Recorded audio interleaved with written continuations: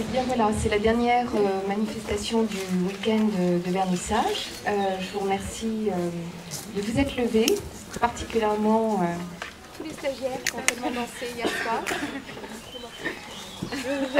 Et je voulais accueillir pour cette conversation Bruce Bégou, qui nous fait la gentillesse d'animer cette conversation. Alors dans l'ordre d'arriver absolument au poteau, Mathieu Pernaut, qui va s'asseoir en premier, Taïsir Batmiji, Frank Smith, et on attend Éric Flandin, qui ne serait tardé. Voilà, Bruce, je te passe le micro pour que tu nous fasses part de tes réflexions quant à ce que tu as pu voir. Merci à tous d'être venus écouter surtout les artistes. Moi je suis là simplement pour leur donner la parole. Et surtout merci à Aline pour au fond ce beau travail, cette belle sélection qu'elle a pu faire avec cette thématique qui bien évidemment résonne, comme tu l'as dit, presque de manière dramatique chaque jour. L'utopie et l'espoir étant souvent, on pourrait dire, un peu effacés par les colères.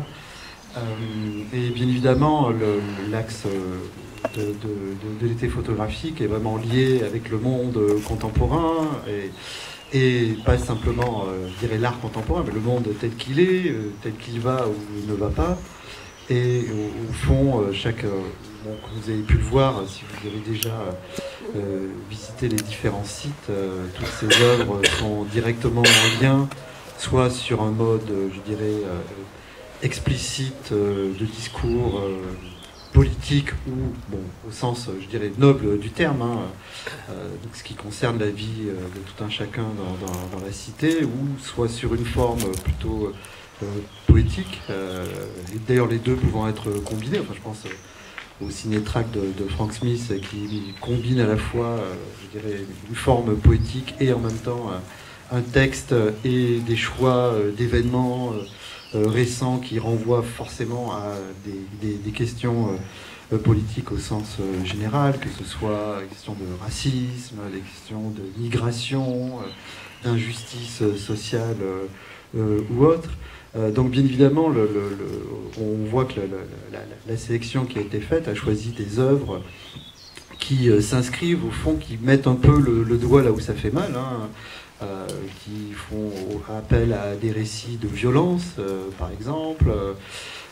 Je pense aux photographies sur ces jeunes Mexicains ou Thaïlandais présentés, enfin, qui sont sans doute des petits délinquants, mais présentés comme ça et qui sont retravaillés pour donner au fond une épaisseur humaine et à ce qui est simplement en pâture avec l'image, on pourrait dire, médiatique ou journalistique.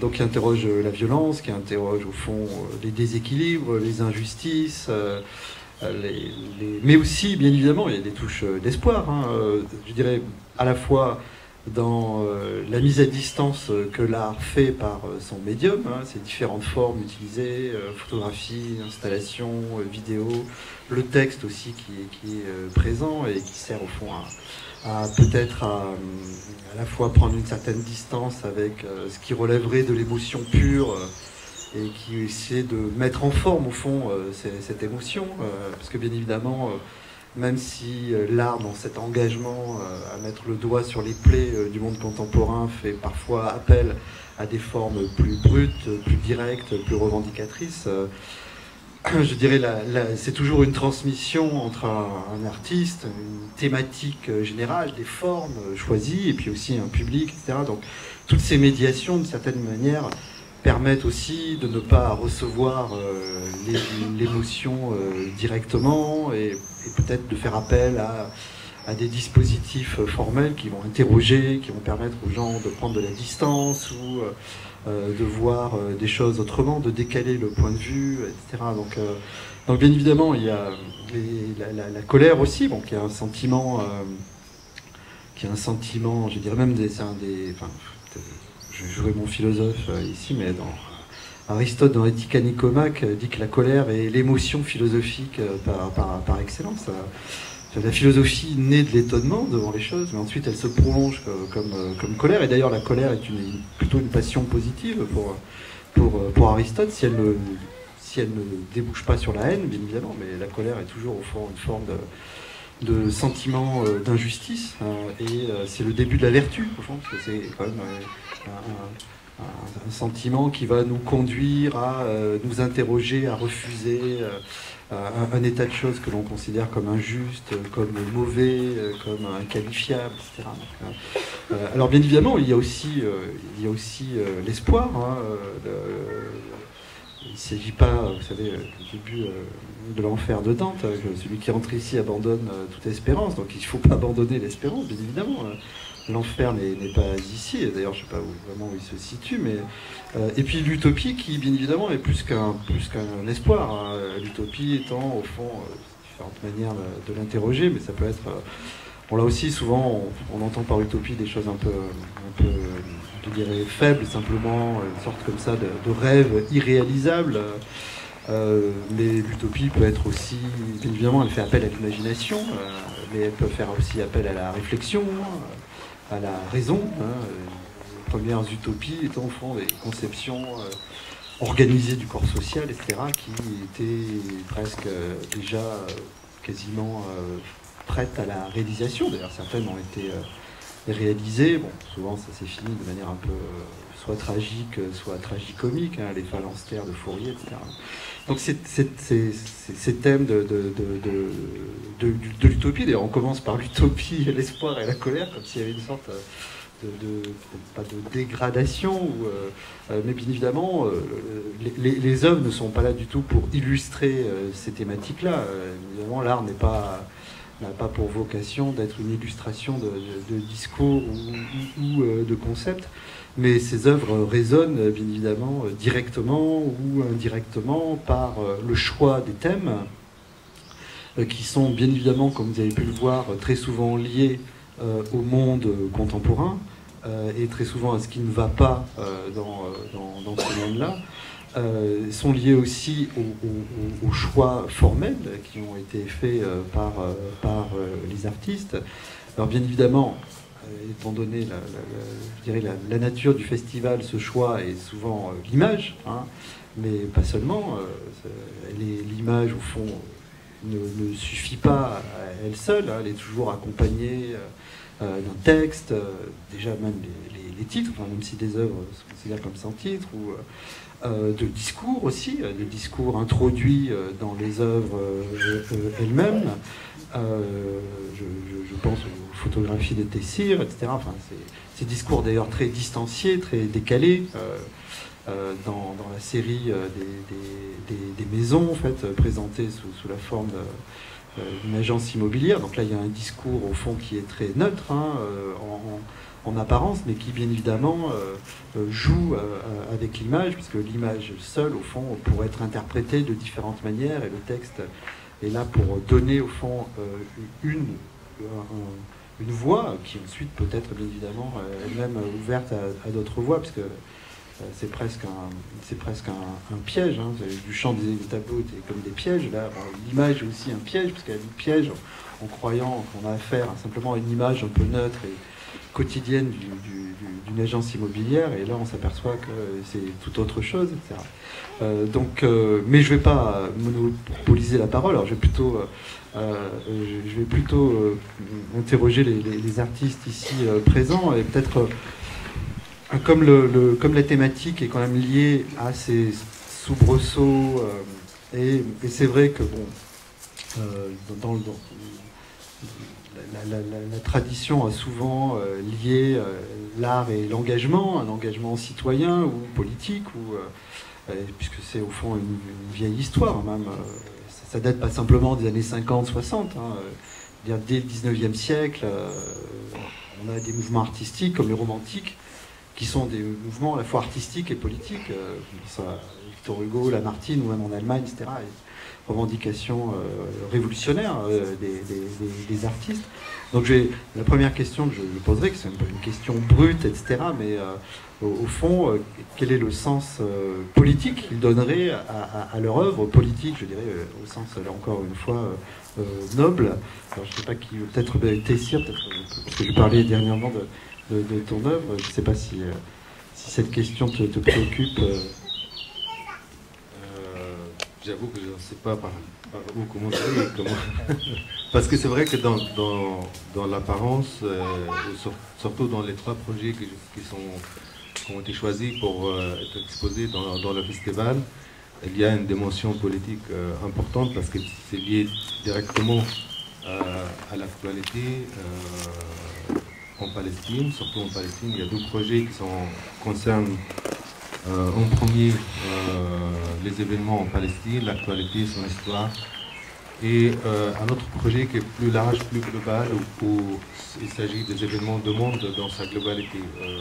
Je parle ici de papier peint, mais je dirais qu'il y a aussi une dimension poétique dans mon travail, qui est aussi importante, et qui me sert toujours à créer cet équilibre entre le politique, parce que si vraiment ça s'arrête au politique, on rentre dans le discours purement politique ou purement redondant, et on ignore, est-ce que malheureusement certains parfois ont tendance à oublier, quand ils regardent mon travail, cette dimension poétique, humaine, artistique, conceptuelle, parce que souvent vous êtes regardé au vu à travers ce prisme d'être palestinien. Heureusement, ce n'est pas toujours le cas, mais les gens sont souvent partagés entre regarder le travail, parce qu'on ne peut pas se détacher de ce qu'on pense de ça, de notre position par rapport à cette histoire, par rapport à ce contexte. Quand on regarde les œuvres, et surtout quand on sait que l'artiste est palestinien, on ne peut pas...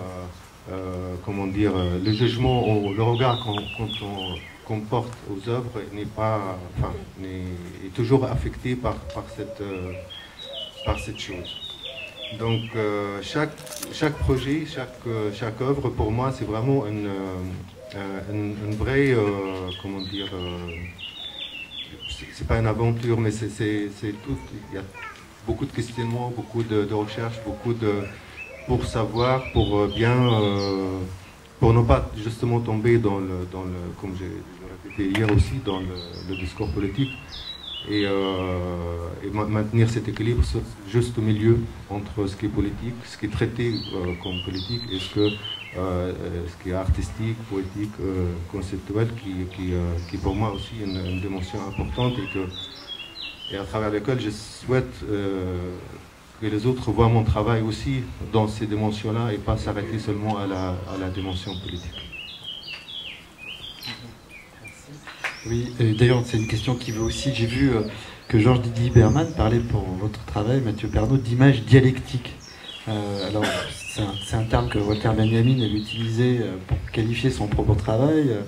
Et dialectique, renvoyant au fait que l'image, au fond, n'est pas simplement la transmission d'un contenu visuel, etc., mais qu'elle va instaurer un dialogue avec le passé. Puisqu'elle est toujours extraite au fond d'une tradition, etc. Et dialectique au sens presque marxiste, c'est-à-dire au fond, elle nous apprendrait quelque chose en vue d'une libération. Donc la dialectique étant aussi au fond une expression de la politique, mais là aussi une politique au sens noble. Et donc est-ce que vous acceptez ce terme d'image dialectique qui a servi à qualifier votre travail, ou vous souhaitez ajouter un complément? Je pense que j'en avais parlé en fait assez vite, et c'est moi une des choses qui m'intéresse dans mon travail. C'est pas simplement effectivement de donner à voir, de montrer des images, mais de voir comment les images peuvent discuter les unes avec les autres. Donc dans la série qui est montrée ici, qui est juste une série, disons un peu singulière dans mon travail, elle ne se donne à voir que comme étant seule, même s'il y a des images qui discutent les unes avec les autres. Il y a une caravane qui brûle, il y a des gens qui sont portraiturés, éclairés par la lumière d'un feu. Donc une première question, c'est est-ce qu'ils sont éclairés par la lumière de ce feu-là? Deuxième question, ça serait pourquoi cette caravane brûle? Et quand une caravane ayant appartenu à des Roms brûle, il peut y avoir plusieurs raisons pour lesquelles elle brûle. Donc là, en l'occurrence, c'est une dialectique du questionnement. Et ça marche, ouais. Et que font ces gens qui sont autour. Mais c'est vrai que sur la question de... Je me méfie, moi, toujours un peu des termes d'une photographie politique, parce que c'est comme la photographie documentaire, je ne sais plus très bien ce que ça veut dire. Mais voilà, Teixeira en parlait très bien, et c'est pour moi un très bon exemple, justement, du fait que ce sont des images qui tiennent un discours, et ce n'est pas simplement l'auteur, quelquefois un peu victime de sa condition de Palestinien, ou d'autres choses qui ne donneraient à voir que des choses en regard de son histoire.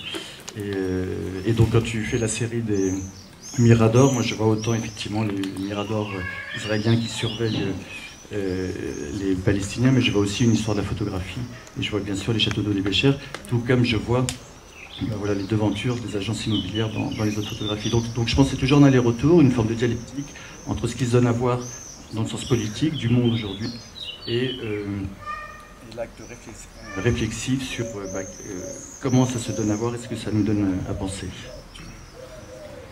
Oui, puisque au fond, l'un des soucis, enfin un souci, c'est pas un souci au sens, mais c'est un état de fait, mais nous sommes tellement immergés dans des flux d'images, et même avec les nouveaux objets technologiques, nous produisons nous-mêmes ces images, donc nous ajoutons à ce flux permanent, à ce robinet en permanence ouvert d'images, d'autres images.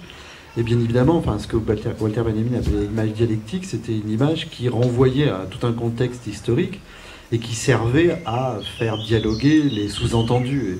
Et très souvent, bien évidemment, cette surenchère, cette surreprésentation des images font que l'artiste lui-même, au fond, extrait ou compose. D'ailleurs, j'ai été étonné parce que beaucoup d'artistes, d'ailleurs, ici, ne produisent pas leurs propres images. Ils extraient des images déjà produites par d'autres, hein, notamment les cinétracts, où on récupère des images, et donc là, on ne produit pas ses propres images. Mais bien évidemment, on extrait de ce flux d'images permanents, hein, que ce soit bien évidemment des médias classiques, mais les nouveaux médias, Internet ou les téléphones portables, font qu'il y a des applications où nous produisons en permanence des images. Il y a une sorte de... il n'y a pas de lieu qui ne puisse être photographié. J'ai lu récemment un très bon roman de Dave Eggers qui s'appelle Le Cercle, sur une sorte... alors là, d'utopie, une sorte d'entreprise, qui est une sorte de méga Google comme ça, et ils ont un projet qui est encore utopique au sens irréalisable, mais c'est de répertorier toutes les images mondiales, de faire des archives mondiales de toutes ces images avec la reconnaissance faciale, par exemple. De sorte que tout le monde pourrait savoir, dans le passé, où se trouvait son arrière-grand-père tel jour, etc. Parce que si on arrive à collecter toutes les images, si on arrive à collecter aussi toutes les informations cachées de ces images, on pourrait composer comme ça. Et bien évidemment, il y a une sorte comme ça à la fois de fascination et de saturation de ces images, de ces informations. Donc au fond, le statut de l'artiste est assez ambigu, puisqu'il doit à la fois se démarquer de cette saturation, de ce flux permanent, et en même temps lui-même sélectionne, choisit, et va aussi ajouter d'une certaine manière d'autres images à des images déjà existantes, mais avec cette distance et cette complexité dont je parlais, alors que bien évidemment le flux immanent est perpétuel de la production d'images, et souvent d'une extrême naïveté, que ce soit les images produites par les médias, où bien évidemment 2 jours après on fait des correctifs pour dire ah non mais ceci, mais bon c'est déjà trop tard parce que les images ont déjà été produites, montrées, et puis bien évidemment les gens ne font pas vraiment attention aux correctifs, ils en restent plutôt à l'effet immédiat, et puis que ce soit nos propres images aussi, parce que d'une certaine manière sans doute une des nouveautés des 10 dernières années, c'est que tout un chacun peut produire, monter, voire même d'une certaine manière la frontière d'ailleurs entre la production, je dirais, amateur d'image et la production professionnelle, enfin si tant est que les artistes soient des professionnels de l'image, est très flou, hein. D'ailleurs on voit certaines œuvres où jouent avec ce caractère un peu amateur, hein. On ne sache en plus, ce sont des images volées, des images trouvées, des images produites, etc. Donc, mais il y a aussi un caractère un peu spécial de l'image, c'est le cinéma. Donc le hasard a voulu que finalement les représentants des images mobiles soient à ma gauche et des images fixes à ma droite.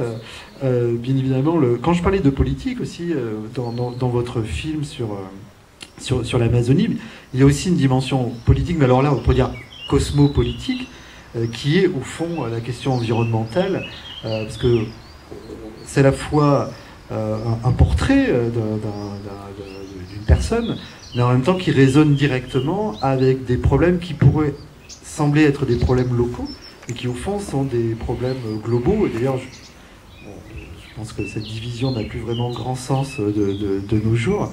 Et quand je parlais de politique au départ, c'était en ce sens-là, c'était pas simplement au sens, disons, de s'occuper de ce qui est dans notre cité, mais si on entend la politique comme cosmopolitique, au fond, au sens où les problèmes politiques sont toujours liés à des problèmes qui se posent pour tout le monde, et même le monde entier.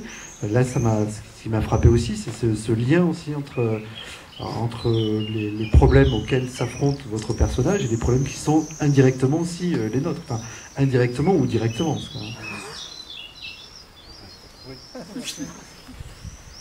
Oui. Alors c'est intéressant la dimension politique dans le film Nos serpents, parce qu'au départ, quand je suis parti dans cette expédition avec ce personnage, on allait quand même sur un terrain de guerre, puisque c'était la jungle amazonienne dans laquelle les guerrilleros et les militaires de l'État colombien s'affrontaient. Et en fait, l'important était de ne pas montrer qu'on était en train de faire un film qui pourrait avoir une connotation politique, parce que c'était très conflictuel, et puis on aurait pu m'arrêter, on avait demandé absolument aucune autorisation, on n'était pas surveillé, de toute façon on était dans des situations dans des zones de non-droit très régulièrement, donc il n'y avait pas d'autorisation à demander possible. Et alors bon, je décale un petit peu ce qui est dit parce que justement, et par rapport aussi à l'exposition de cette année à Lectoure, ce que j'ai trouvé très intéressant, c'est que la dimension environnementale est là dans un certain nombre d'œuvres, et même pratiquement, je trouve, dans toutes les œuvres, parce que ce qu'on peut comprendre comme l'environnement, c'est aussi notre propre environnement, ce qui nous entoure, jusqu'à même notre propre peau. Et c'est une chose qui, je crois qu'on interroge, une maison qui brûle ou une maison qui est détruite, c'est quelque part aussi notre corps qui brûle, c'est notre territoire. Franck interroge aussi la relation au territoire. Si le territoire est détruit, où est-ce que nous nous trouvons? Quelque chose comme ça. J'ai trouvé ça vraiment très intéressant. Et dans le film, dans mon film, il y a un homme qui se préoccupe véritablement pour les forêts qui sont en train d'être détruites. Et nous, on va aller sur ce terrain en se disant, alors, quelle est notre quête? On avait un but qui était de faire un film engagé. On avait envie simplement d'ailleurs de dire quelque chose sur l'environnement, de faire un peu notre part pour pouvoir envoyer peut-être un message de notre façon. Mais il fallait faire bien attention à comment on se présentait face aux gens, à nos interlocuteurs. Alors en fait, on a trouvé, alors quand je dis nous, c'était le personnage principal et moi, parce qu'on n'était que deux dans ce film. Enfin, moi, j'étais le seul à tourner et je le suivais. Et là, il y a une question en fait qui a émergé et qui a ouvert en fait les portes pratiquement de ce film et de toutes les thématiques, et qui nous a amenés sur le terrain politique sans poser une question à caractère politique en apparence, qui était: quelle est votre relation à la nature? Et alors, j'avais pensé à ça, à cette question, parce que, d'une manière pragmatique, en Colombie, la relation aux forêts, la relation à la nature proprement dite, enfin, pas proprement dite d'ailleurs, de la nature foisonnante, de la nature sauvage, en Colombie est quasi pathologique, parce que ça fait 60 ans qu'il y a des combats qui se passent dans cette forêt. Et les gens, quand ils rentrent dans la forêt, même dans un square à Bogota, maintenant ça change, mais ils ont, ça les renvoie au conflit, ça les renvoie à la guérilla, ça les renvoie aux paramilitaires, et ils en ont très très peur. Et il y a très peu de gens qui connaissent cette nature-là. Donc on allait, par une question environnementale, arriver sur le terrain politique. On a interrogé des responsables de commandos militaires, qui, à partir du moment où on leur disait alors comment ça se passe dans la jungle, quelle est votre relation à la nature, ils finissaient par nous raconter leur propre vie, leur engagement militaire, le sens que ça avait ou pas. Pour les guerrilleros, ils nous expliquaient qu'en fait la nature était leur propre maison, puisque la nature les protégeait. Justement, ils étaient rentrés dans la jungle pour pouvoir être difficiles à attraper, etc., etc. Donc voilà comment, voilà, sur une quête, avec un paradoxe. Alors bon, c'est peut-être une chose que je veux peut-être aborder, parce que je trouve ça intéressant et c'était un peu rare, c'était ce paradoxe du film.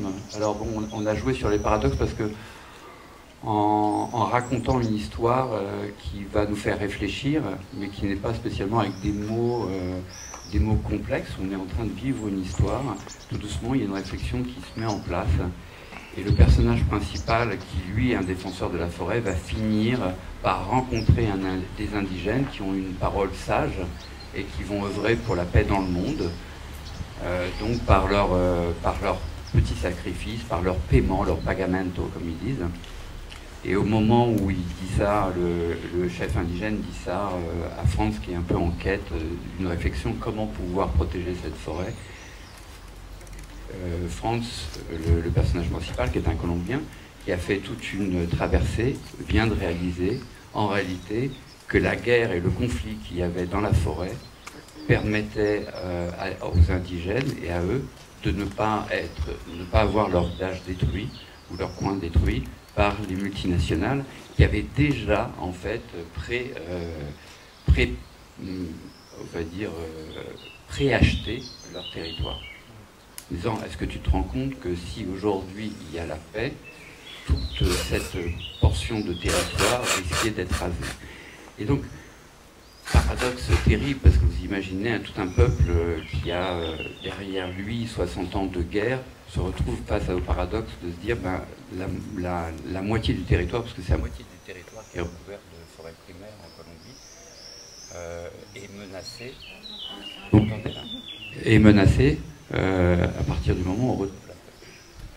Donc c'est intéressant de parler de ça, justement. Alors ça marche une fois sur deux. C'est intéressant de parler de ça quand on parlait de la perte du territoire dans beaucoup d'œuvres. Je remercie le festival et Aline aussi de cette diversité. Et j'ai beaucoup vraiment apprécié. Je suis un peu fâché avec l'art contemporain, l'art d'aujourd'hui, parce que je le trouve pas assez engagé, parce que je pense qu'il parle pas des choses qui nous menacent aussi. Je pense qu'il a une mission aussi, je crois, de là, même si c'est pour amener une beauté, une profondeur à travers un décalage de l'objet, mais qui nous fait puissamment réfléchir et nous déplacer.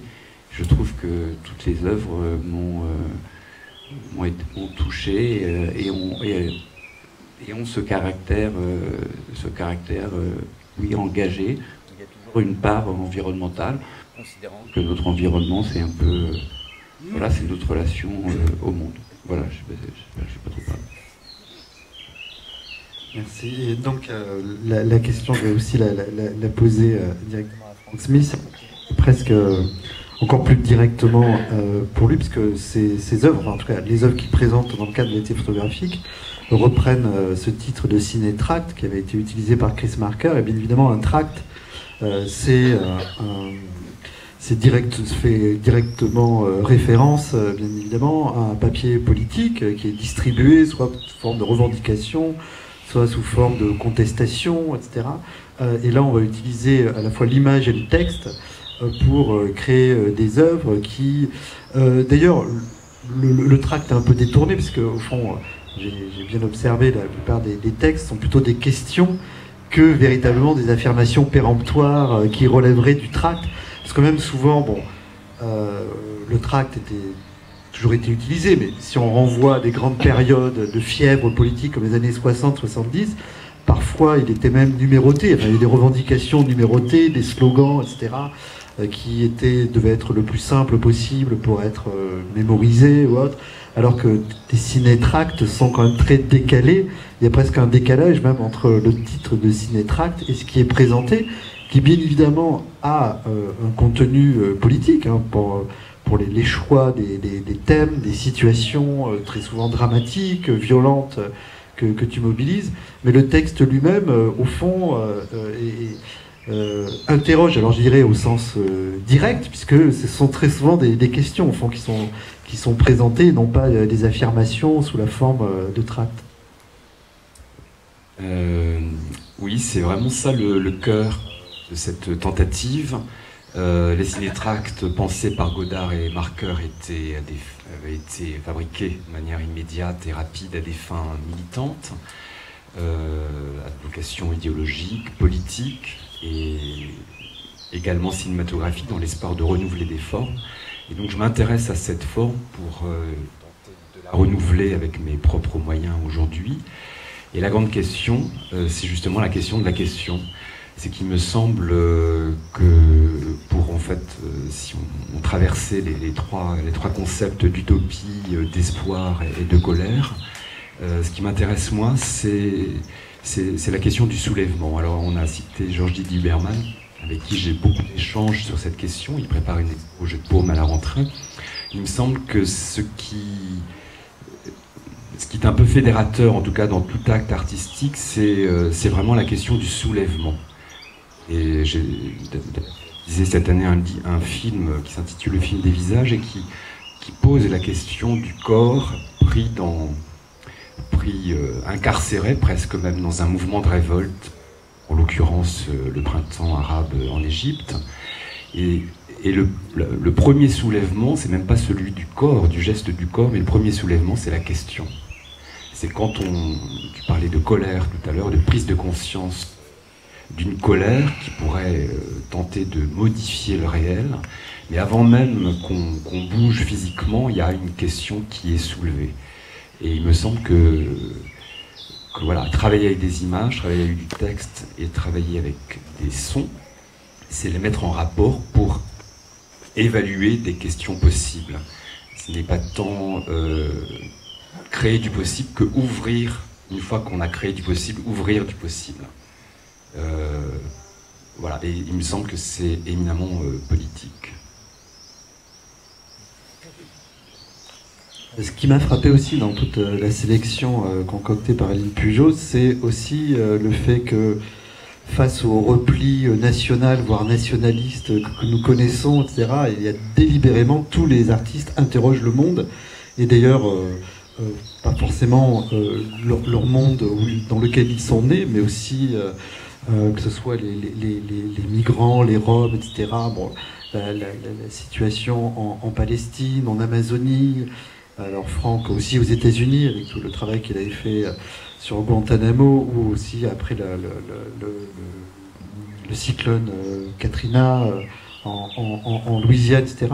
Donc à chaque fois, il y a une sorte aussi d'ouverture sur le monde, et aussi une sorte de souci aussi du monde, qui n'est pas simplement le monde politique, mais aussi le monde au sens de la nature. Et donc j'aimerais leur poser la question, comment ils combinent aussi le fait que, bien évidemment, ils appartiennent à une culture, à un lieu, etc., et en même temps, cette ouverture au monde, comment ils conjuguent, au fond, cette pour dire pas double appartenance, mais d'une certaine manière, puisque ils s'expriment avec un médium particulier, dans une langue particulière, et en même temps, leur travail n'est pas réductible à simplement, je dirais, leur culture, mais est toujours un travail de déplacement, même toutes les œuvres présentées, enfin, même l'artiste colombien, etc., on voit ce déplacement dans, je dirais, soit géographique, soit mental, ou corporel. Donc la question que j'aimerais leur poser, c'est comment ils arrivent comme ça à concilier à la fois leur ancrage dans un lieu, dans une situation, dans une époque, et en même temps cette interrogation plus générale sur le monde dans ses différents aspects, qu'ils soient politiques, environnementaux, ou même la question même du mouvement et du déplacement, parce que très souvent des œuvres, ou la difficulté du déplacement, parce que justement le travail de Tessier est plutôt sur l'impossibilité de se déplacer. Enfin, donc, mais voilà.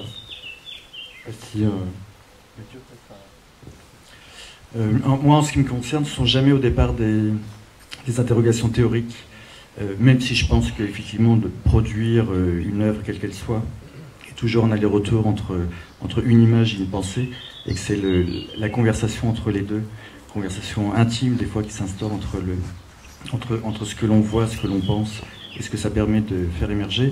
Moi, en ce qui me concerne, je me dis jamais, bah, tiens, ça serait intéressant de se poser de réfléchir ou de donner à voir quelque chose sur la question des migrants, sur la question des Roms. Je fonctionne absolument pas comme ça. En fait, moi, ce sont vraiment des pulsions d'images, des envies d'images, et j'ai un processus de reconnaissance voilà, je vois des choses, je peux les voir dans des magazines, je peux les voir dans le réel, je peux les voir à la télé, et à un moment je me dis, tiens, là il y a une image, il y a quelque chose autour de laquelle il serait intéressant de travailler, mais j'ai vraiment ce mode de fonctionnement-là. Et donc après, je me débat avec mes images. Alors je crois que la photographie, par excellence, l'art du politique, parce que c'est l'art du réel, on ne peut pas se passer de ce que l'on représente, c'est-à-dire que si on est peintre, on n'est pas obligé d'être en face de la chose représentée pour la donner à voir. Et en photographie, voilà, c'est vraiment l'art du contact, c'est un sport de combat en cela, c'est-à-dire qu'on se débat avec le réel en face duquel on se trouve.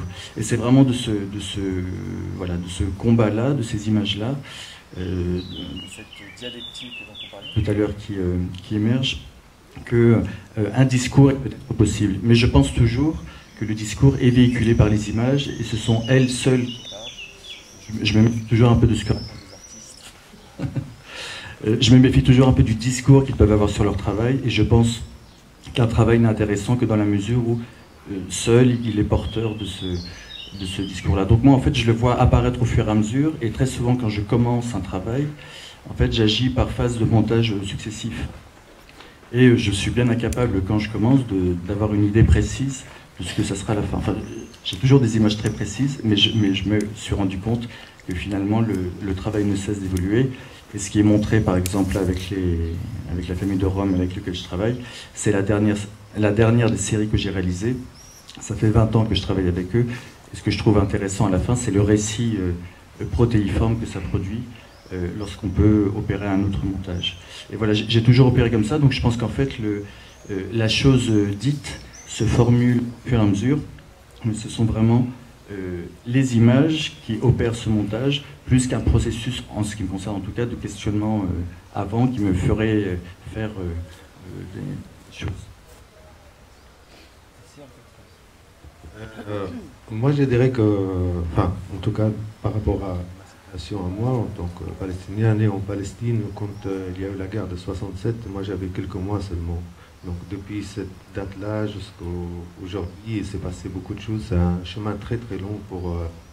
D'ailleurs, quand je suis venu en France, moi je devais rester 3 mois et rentrer en Palestine. C'était en 95 et je suis encore là.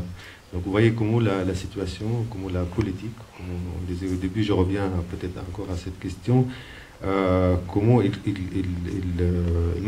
module quelque part ou sculpte, enfin, forme votre vie, vos choix et interfère avec. Et donc dans l'autre sens, mon travail essaye d'interférer aussi avec tous ces aléas de contexte auxquels j'appartiens et c'est une réalité très écrasante, enfin, auquel on ne peut pas faire abstraction et décider, voilà. Donc mon travail, c'est toujours de composer avec ça, de ne pas subir cette réalité, mais de l'intégrer dans le travail. Et comme disait Mathieu, c'est pas qu'on décide de travailler, c'est pas une décision que je veux travailler sur la Palestine. D'ailleurs, je ne travaille pas sur la Palestine. Comme certains peuvent penser, c'est pas un travail sur la Palestine, c'est vraiment un travail sur ma vie, des choses que j'ai vécues, qui m'affectent. Et d'autre part, il y a même des œuvres en moi. C'est vrai que mon parcours, enfin, c'est la Palestine, le contexte palestinien, c'est quelque chose qui revient de manière assez fréquente dans mon travail, d'une manière ou d'une autre. J'ai même des œuvres, mais j'ai même des œuvres que beaucoup de gens ne connaissent pas parce que malheureusement, comme je disais au début, on vous considère en tant que Palestinien, donc il faudrait qu'on voit dans ce que vous faites quelque chose qui a un rapport avec la Palestine. Donc les œuvres les plus connues, même si c'est mes œuvres, et moi pour moi elles sont toujours valables, mais j'ai d'autres œuvres qui ne sont pas forcément traitent de la question de la Palestine, ou pas directement, mais qui sont moins connues parce qu'ils ne sont pas les signes, en tout cas, ou les clichés qui sont, ou les idées qui sont, voilà, qu'on connaît de la Palestine ne sont pas traitées ou ne sont pas visibles dans ces œuvres. Et puis, donc, je vis en France, je vis en Europe, donc, mais je suis un peu en Palestine aussi. Et pendant quelques années, j'ai vécu entre les deux. Je faisais des allers-retours, même si maintenant c'est impossible depuis 2006.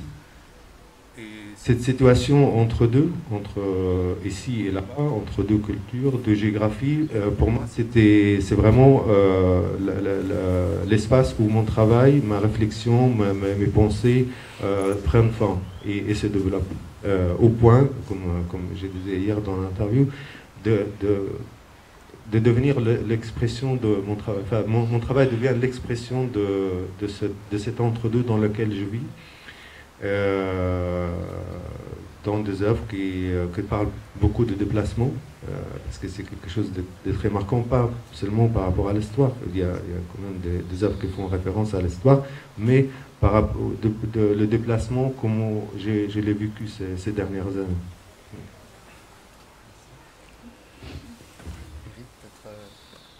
Tu parlais de la question environnementale, mais pourquoi être allé en Amazonie pour interroger cette question? Est-ce le hasard des rencontres ou un choix? Parce qu'au fond, bon, quand je parlais de ce rapport entre le monde, le local et l'universel, bon, c'est le fameux mot de Manuel Torga, vous savez, l'universel, le local, c'est l'universel sans les murs. C'est aussi ce choix bien évidemment, de choisir une situation qui est un ici et maintenant, mais en même temps, à partir de ce ici et maintenant, de faire émerger d'autres questions ou qui renvoient d'ailleurs, comme Tessier, tu as tout à fait raison, même si tes travaux, au fond, pourraient ne pas connaître la situation historiques ou géographiques, et elle nous parlerait, parce que bien évidemment, ces situations de maisons détruites pour des raisons de guerre, etc., on pourrait les retrouver dans d'autres situations dans le monde, ou même les miradors pourraient renvoyer à l'univers, à l'histoire de l'Europe de l'Est, ou à la Corée. Enfin, le Centre d'art avait présenté le travail d'une jeune artiste coréenne il y a 2 mois, qui était sur cette zone tampon entre la Corée du Nord et la Corée du Sud. Il y avait plein de miradors aussi. Bien évidemment, il s'agit jamais de... Enfin, elle-même ouvre à d'autres perspectives et renvoie à d'autres situations. Donc, mais alors, je reviens pour l'Amazonie, c'était le hasard de rencontre, ou c'était d'emblée une longue histoire personnelle ou, Oui, c'est une question intéressante pour moi. Non, c'était tout à... Alors, dans un premier temps, c'était par hasard. J'étais journaliste et j'ai fait du grand reportage. Et j'ai pas mal voyagé. Et donc, il y avait une constante qui était quand on rencontrait des gens qui étaient éloignés, qui étaient sur d'autres territoires, qui avaient un certain nombre de problèmes, c'était un peu de se fondre, d'être en phase, un peu en osmose avec nos interlocuteurs. D'abord pour pas qu'ils se méfient, pour qu'ils parlent, pour qu'il y ait un échange, etc. Donc, bon, on ne se sentait pas chez soi obligatoirement, on se sentait pas... il fallait un peu comprendre les réalités. C'est une chose que j'aimais beaucoup rencontrer l'autre dans toute sa diversité, mais personnellement. Et c'est vrai que dans le journalisme, c'était assez décevant à l'arrivée en termes de support. Parce que entre l'expérience qu'on vivait sur le terrain et puis la mission qu'on avait et ce qu'on devait écrire, parce que quelque part, dans le journalisme, on doit écrire à un moment donné quelque chose, il y avait une déception humaine, on va dire, de type humain. Donc j'ai arrêté pour ça et pour d'autres raisons aussi. Et je ne voulais plus, en fait, de faire de travail à l'étranger. J'avais décidé de faire des films, j'avais envie de faire des films, et je me suis dit, bon, je vais faire des films à la maison, chez moi, dans un univers plus proche. Je le sentais profondément. Je ne sais pas, la vie m'a rattrapé, et je me suis retrouvé en face de ce personnage que j'ai rencontré tout à fait par hasard, dans une situation improbable. Et là, il y avait une petite différence, c'est que lui, il m'a dit, viens, on s'est dit, on va voyager ensemble et on va dire quelque chose dans le discours que nous avons l'un vis-à-vis de l'autre sur l'environnement. Nous allons voyager, on va essayer de faire un film pour dire quelque chose qui va nous unir. Voilà, alors donc, avec des thématiques environnementales, politiques, etc.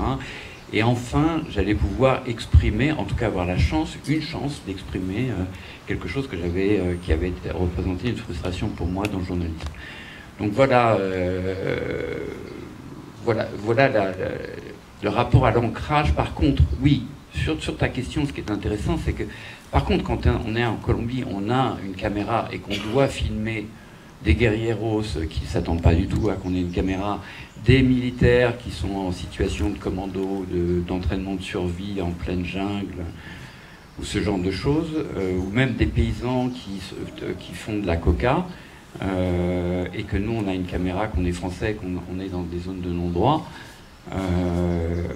on est face à une problématique où on n'est pas chez soi, on est très très loin, et comment on va faire en réalité le lien, l'attitude qu'on va avoir vis-à-vis de l'autre, puisque aussi on parle de ça, et les échanges qu'on va faire entre notre chez nous et les autres dans leur situation.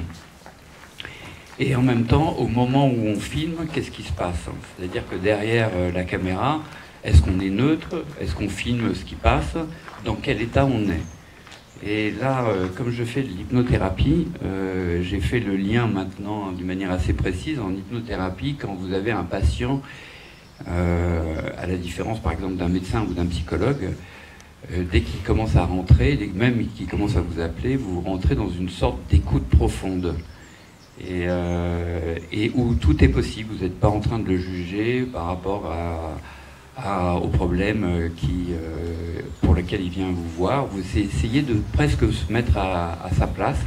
C'est un peu difficile en mots d'ailleurs à exprimer, c'est une espèce d'adhésion. Et j'ai remarqué que derrière la caméra, en se mettant dans cette relation-là, les gens se confiaient, il y a quelque chose qui se passait de l'ordre de l'intime, de l'ordre de l'union, et qui permettait effectivement à des flux de passer. Pour moi, ça c'était voilà, c'était très important. C'est ce que j'ai rencontré dans des situations qui étaient extrêmes, parce que bon, je vis pas sur un territoire de guerre, mais aussi un territoire de jungle, etc. Donc voilà, je sais pas si j'ai répondu à ta question, mais voilà. Dès qu'on parle de forêt primaire, on rentre dans des univers assez différents. Oui, tu te rappelles Oui, je me souviens très bien de la question. Surtout toi, en plus, tu as extrait oui, des images. Ce que je peux dire plusieurs choses. Ce qui est en jeu dans la question, dans ta question, c'est je pense, l'idée de la distance. Et l'idée enfin je dis quelque part dans un dessiné-tract que tout rapport humain instaure une relation de métrique. Et c'est comment on se pose, soit par rapport à un autre ou par rapport à des autres. La grande question, et là c'est un peu polémique, tu m'as fait penser à ce que dit Deleuze dans son abécédaire, sur le distinguo entre les gens de gauche. C'est polémique, donc je passerai vite, mais le distinguo entre les gens de gauche et les gens de droite. Les gens de droite pensent d'abord à leur famille, puis à leur pays, puis à l'Europe, puis au monde. Et les gens de gauche penseraient à l'effet inverse, d'abord au monde, jusqu'à soi. Voilà, aujourd'hui on vit dans un monde mondialisé, globalisé, donc on est au courant de tout en temps réel. Et donc pourquoi je serais plus, là encore c'est polémique, pourquoi je serais plus ému d'un camion qui fonce dans une foule sur la promenade des Anglais à Nice plutôt que X SDF qui meurt dans un même temps record au fin fond de je ne sais quel pays. Voilà, donc ces rapports de distance, moi, me questionnent. Il y a de très belles choses dites par... il y a vraiment quelque chose de très concret. Et d'ailleurs, ce qui est aussi assez drôle, c'est que quand lui s'est découvert dans son film, il a commencé à... Il endossait le rôle d'un héros, il se voyait, on n'était pas dans une fiction, on était dans un documentaire, donc il est devenu l'homme au serpent. Le gouvernement même colombien et même l'opposition colombienne est allé le voir, donc il était devenu cet homme absolument extraordinaire, sauf qu'à un moment il a fallu qu'il devienne un peu plus son héros que le film en fait l'avait fait. C'est pas d'ailleurs de la manipulation, c'est une part de lui, bon après il fallait... Mais voilà, une symbolisation de beaucoup de choses, d'arriver aussi à une dimension sacrée dans ce qui va émerger des sens profonds de l'œuvre artistique, même dans sa beauté, me parle complètement. Justement, quand je parlais de mythologie, ça me faisait penser aussi à ton travail aussi, même la scène qui est présentée de l'incendie, ça pourrait avoir une dimension un peu mythologique, et pas simplement comme si c'était... Enfin, ça ouvre l'imaginaire et on peut, au fond, y voir, parce que très souvent, d'ailleurs, c'est souvent, bon, si on pense aux mythologies, bon, en Occident, l'Odyssée, ou l'Iliade, bon, il y a des scènes un peu de ce type-là, quoi, comme si c'était une grande scène, un grand rite, au fond, de passage. Je pense que le monde, des fois, se met en scène tout seul et qu'il produit des images qui sont effectivement, qui ont cette force-là du mythe, du symbole. Et je pense que la qualité essentielle des artistes, enfin en tout cas des photographes, c'est la capacité à les voir et à les représenter, ces images-là. Et non, moi c'est une question qui m'intéresse beaucoup, d'une part parce que je vois effectivement les gens que je représente comme des figures héroïques, résistantes. C'est-à-dire que je ne les vois pas, que ce soit des migrants avec lesquels j'ai travaillé ou des Roms, je ne les vois pas comme des victimes de l'histoire, mais plutôt comme des gens qui proposent une alternative, autre chose, qui prennent en main leur destin et qui, voilà, d'une certaine façon, résistent au monde. On parlait de Deleuze tout à l'heure qui disait que l'acte de création était un acte de résistance. Je vois ces personnes comme des résistants au monde. Et alors l'histoire, pour en revenir à l'histoire de la caravane en feu, donc moi j'ai vécu avec ces familles il y a une quinzaine d'années à peu près, à l'époque où j'étais à Arles, étudiant à l'école de photographie. Et un jour, après le décès tragique d'un homme la veille, je suis arrivé sur le terrain et j'ai vu sa caravane brûler en fait. Et à ce moment-là, je n'ai pas voulu faire de photographie parce que c'était pas le moment. C'est un moment de recueillement, c'est un moment de douleur. Donc j'ai regardé cette scène et j'ai effectivement mesuré toute la portée symbolique qu'elle pouvait avoir. Et j'ai gardé cette image au fond de moi. Et 15 ans après, donc, lorsque j'ai retrouvé cette famille, j'ai recommencé à travailler avec eux, j'ai souhaité remettre en scène cette image. Il se trouve qu'à ce moment-là, la famille que je connais bien avait le besoin de se débarrasser d'une caravane. Là, après, on rencontre, on donne les ingrédients et on raconte la recette, mais je trouve que c'est tout aussi intéressant. Donc je leur ai racheté la caravane et nous l'avons fait brûler ensemble. Et en fait, pour moi, c'était la reconstruction de cette image que j'avais vue, qui avait une force incroyable. Et les personnages réunis autour de cette caravane sont effectivement un peu comme des héros. Ils sont aussi des personnages, des figures de la peinture incarnée, éclairés comme ça par cette lumière du feu. Mais ce sont effectivement des gens qui arrivent peut-être à la fin d'un voyage, avec leur vaisseau qui, tels les Vikings qui brûlaient leur bateau, bah voilà, le dernier vaisseau est en train de brûler et ils sont recueillis autour de ce feu. Donc bien sûr, c'est pour moi la force de la photographie, c'est à la fois le vertige du réel et en même temps cette capacité peut-être quelquefois à nous emmener bien au-delà de ce que l'on voit au premier coup d'œil. Alors forcément le travail que tu as présenté là est plutôt sur la veine documentaire, mais bien évidemment il y a aussi tout un travail poétique, enfin, ce qui est presque encore plus tragique, une sorte de poésie sèche et objective de ces situations. Enfin, je n'ai pas énormément de choses à ajouter par rapport à ce que viennent de dire mes amis. Moi, je pense que si l'art était seulement une illustration de réel ou des événements en particulier, il serait voilà, quelque chose de pauvre et que sa valeur, en tout cas, ou sa portée, serait terminée avec la fin de cet événement ou ce moment précis dont il est l'illustration. Ce serait de reportage, quelque chose de... Et il est important de trouver des liens, de trouver des racines, des références, des attaches avec la mythologie, avec l'histoire, avec d'autres dimensions qui parlent à l'homme dans son essence et qui seraient comprises ou qui puissent communiquer au-delà de l'événement traité ou représenté, ou de sa temporalité en tout cas, qui puisse parler après et dans le temps, dans la durée. Donc c'est pourquoi c'était important pour moi, en parlant des miradors par exemple, en parlant de ces destructions de maisons, de trouver d'autres formes, voilà, qui seraient pas liées ou pas seulement ancrées dans le réel palestinien tout seul, qui puisse trouver d'autres références ailleurs, que ce soit dans l'histoire de l'art ou dans le quotidien ici ou ailleurs, et qui déplace ou qui libère ce réel ou sa représentation de cette de crise médiatique, en tout cas, des images qu'on a l'habitude de voir, et vers un autre espace plus humain, plus universel, à travers ces nouvelles formes, ce nouveau regard sur ces événements, sur cette réalité.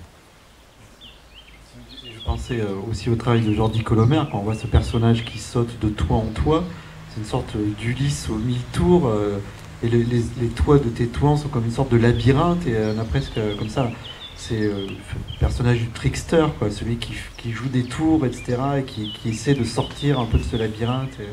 Et puis sur cette question du mytho poétique, ce qui m'a frappé aussi dans les cinétracts, c'est l'aspect aussi de chant, enfin une sorte de lyrisme un peu, oui, enfin comme des chants homériques là aussi, un peu avec ce texte très poétique, et qui contraste avec des scènes, même si les cadrages d'ailleurs sont aussi, il y a une sorte de mythologisation presque.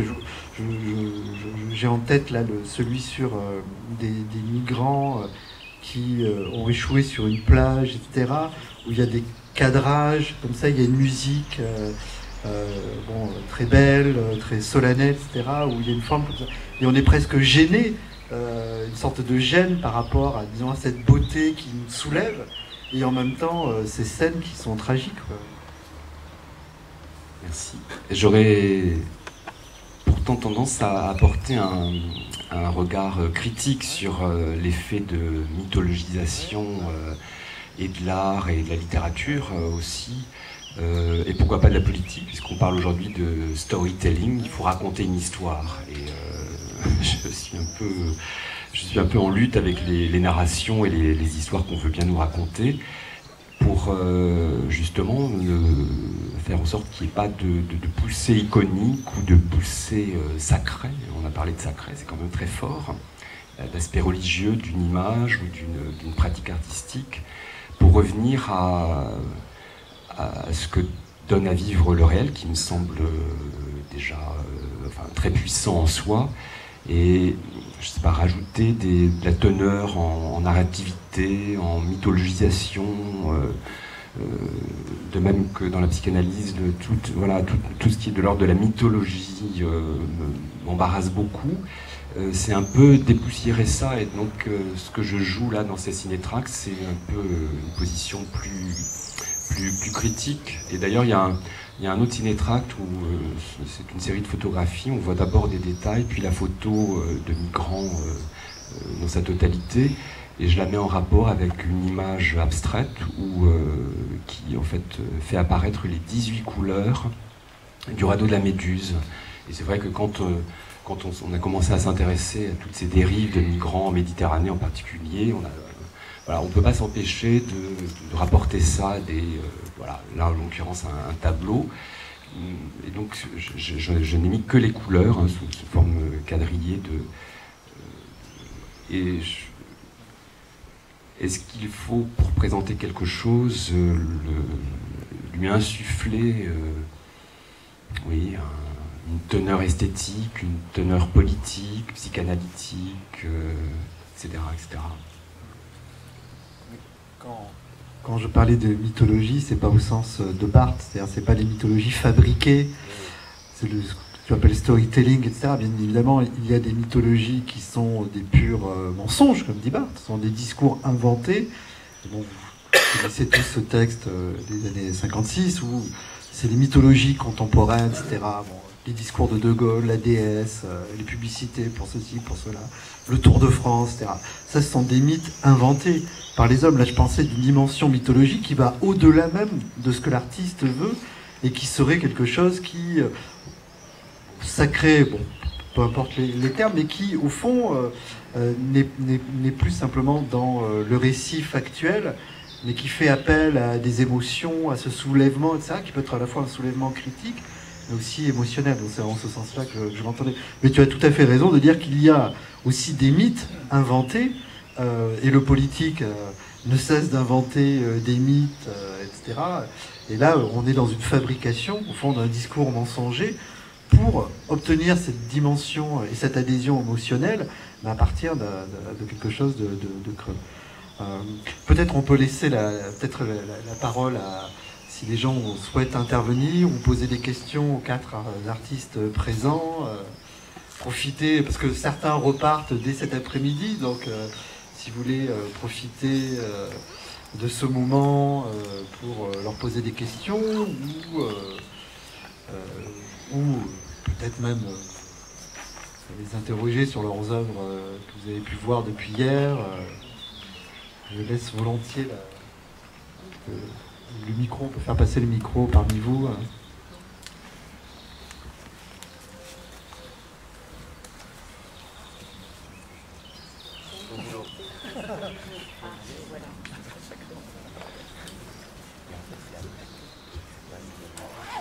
Bonjour. Par rapport à la notion de mythe, en fait, que vous avez beaucoup employé en fait tout à l'heure, et je me demandais, est-ce que c'est pas, ce qui m'intéresse beaucoup, c'est la limite entre mythe et légende. Et dans la mesure où mythe, c'est quand même quelque chose. Un mythe, c'est une histoire qui est un peu fantasmée. Et par rapport à la réalité, une réalité, là, on peut se questionner. Enfin, moi, je me demande, est-ce que c'est pas des légendes aussi plutôt qui sont traitées là?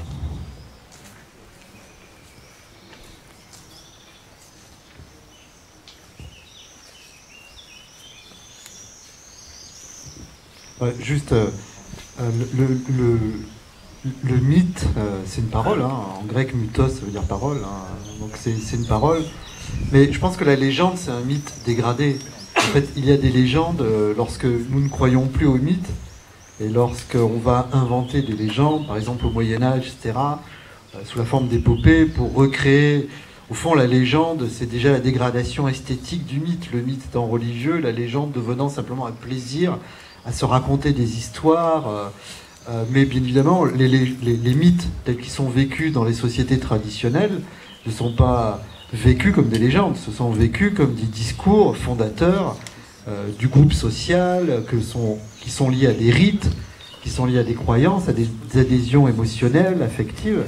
Et lorsque le mythe, pour des raisons X ou Y, se dégrade, là, les légendes apparaissent. Et alors, justement, les mythologies inventées sont des légendes inventées pour des raisons...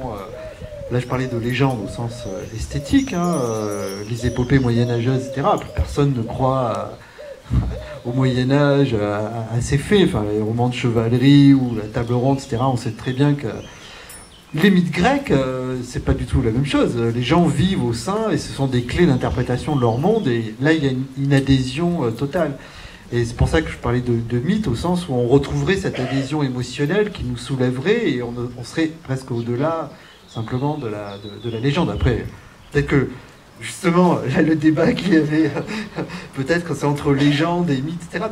Certains recherchent cette dimension mythique, d'autres préfèrent, au fond, jouer avec les légendes et déconstruire les légendes, etc.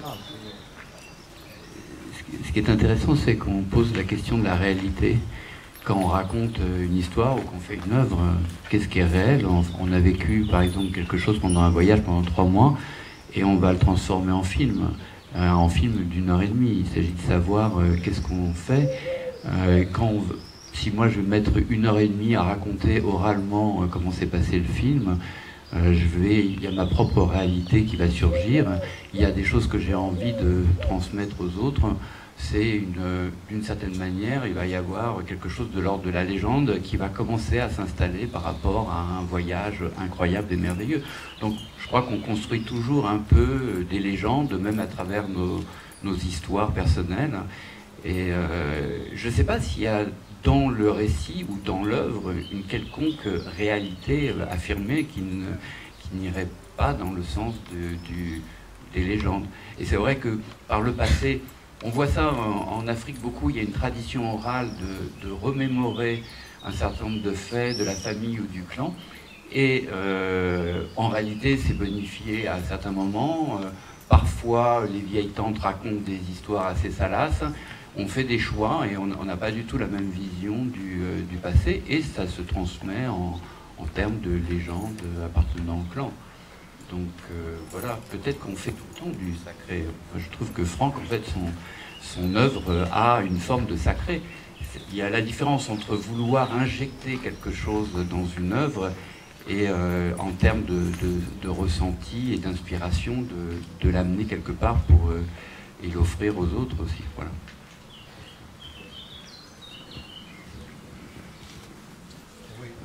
Au début de votre présentation,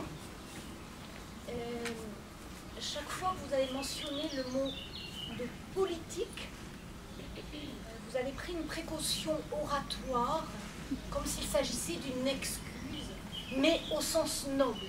Nous allons parler de politique, mais au sens noble.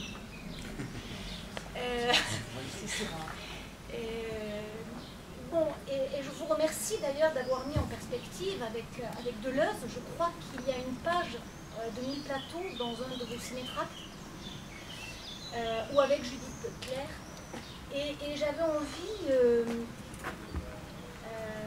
de dire que le dernier poème de Samuel Beckett est intitulé « Comment dire ?» et que la question, c'est pas seulement que dire, mais comment on le dit. Alors, si j'ai pris ces précautions, c'est parce que, bien évidemment, le terme de politique, vous savez, Rancière distingue le politique et la politique. Et la politique, qui est une chose noble, qui est le questionnement sur la chose commune, sur comment produire au fond une chose commune à partir d'intérêts privés. Et puis il y a le politique, qui est le détournement de la politique au profit d'intérêts purement privés, qui sont des partis, des mandats, etc. Et le politique fait rarement de la politique. C'est pour ça d'ailleurs que Rancière est plutôt partisan de la démocratie directe, etc., plutôt que de passer par un système représentatif qui, au fond, prive la politique de la politique pour en faire du politique. Donc c'est pour ça que je prenais ces précautions. Mais après, c'est juste parce que le terme est tellement galvaudé que... mais c'est pas du tout une précaution, comme si je trouvais que la chose politique était au contraire. Hein, c'est plutôt pour bien la distinguer des formes, disons, parfois purement polémiques ou partisanes de la politique, qui en font du politique. Après, sur comment dire, alors là c'est plutôt aux artistes qu'il faut mais je pense qu'ils disent des choses, et ils le disent tous avec des manières, des façons, des choix formels très différents, et je pense que c'est difficile, comme le disait d'ailleurs Mathieu, quand on commence un travail, on est pris par quelque chose, et forcément, parfois on ne choisit pas. Ça s'impose à vous, les formes comme les contenus s'imposent. Je ne sais pas s'il faut toujours distinguer le que dire, le contenu du comment ou de la forme. Quoi.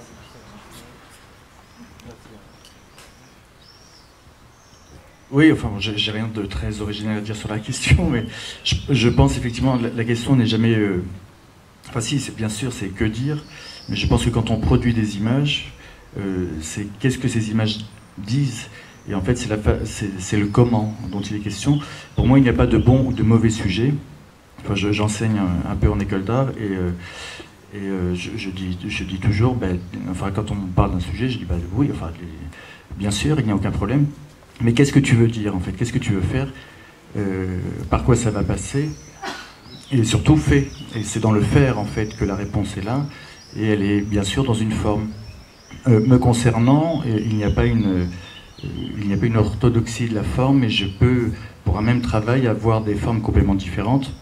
Et quand on parlait de dialectique des images, ce qui m'intéresse précisément, moi, c'est de faire discuter des fois des corpus d'images qui n'ont rien à voir les uns avec les autres, mais qui, mis en récit les uns avec les autres, vont finir par produire une forme. Je l'ai fait sur les grands ensembles, où j'ai pu faire discuter des cartes postales des grands ensembles des années 60, jusqu'à des images d'implosion d'immeubles que j'avais réalisées 50 ans après.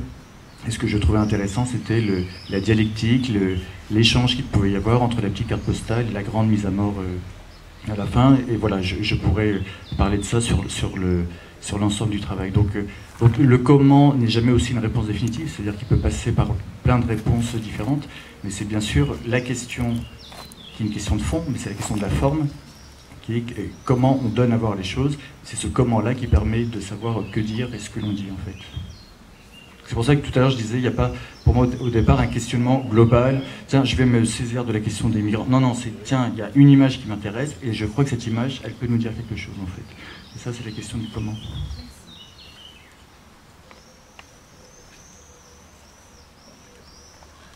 D'autres questions ou remarques ou interventions?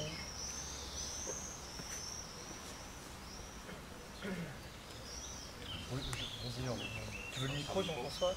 Je sais pas, je parlais pas. Voilà. En fait, il me semble depuis le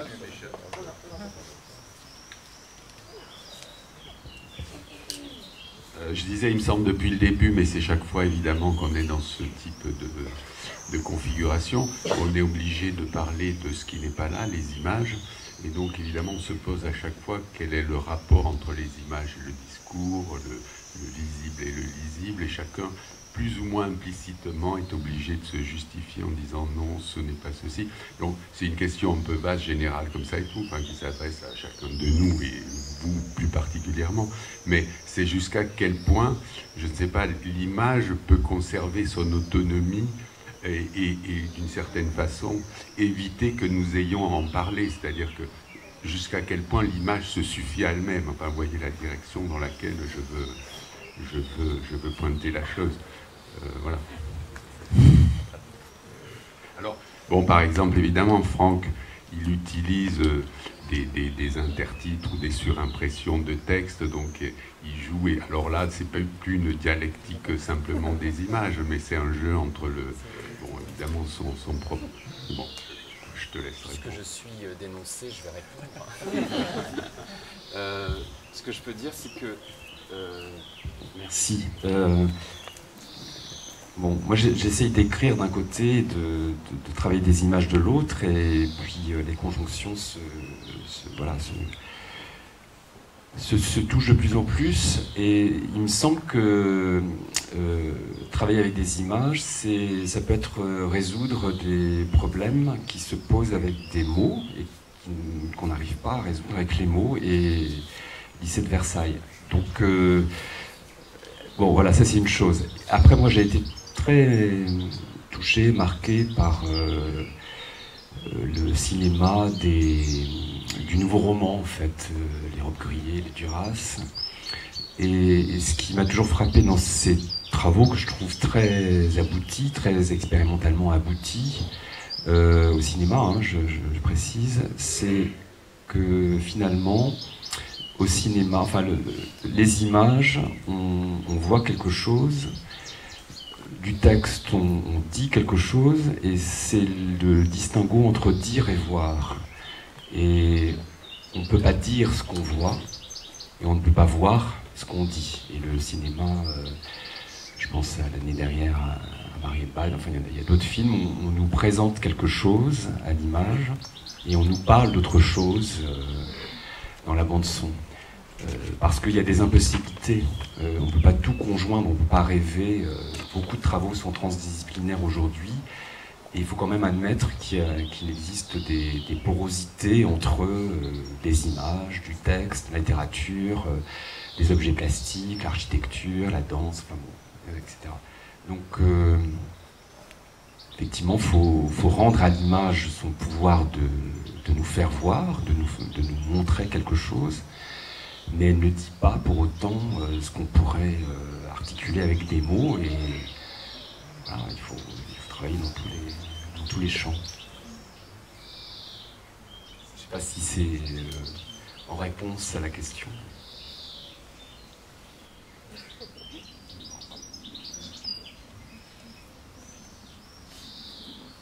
Écoutez, je vous remercie tous d'être venus, et puis je vous incite à profiter de cette belle journée pour ne pas la passer simplement dehors, mais pour aller visiter aussi les différents sites et voir les œuvres. Et puis là, les artistes sont encore présents, donc si vous voulez leur parler, non pas comme ça de manière publique, mais je pense qu'ils sont à votre disposition pour répondre à vos questions, pour échanger avec eux. Puis je remercie surtout Aline Pujot pour son travail et tous les artistes qu'elle a conviés, ceux qui ne sont pas présents, et puis bien sûr le Centre d'art de Lectoure. Et voilà, profitez de ce bel été photographique 2016. Merci beaucoup Bruce d'avoir accepté d'animer cette conversation. Et pour aller dans ton sens, je voulais dire qu'on a prévu d'aller déjeuner chez Gaïa. Un certain nombre d'entre eux repartent assez vite. Donc si vous voulez continuer à discuter avec eux, avec nous, vous êtes les bienvenus. Vous se retrouvez chez Gaïa sur la rue nationale.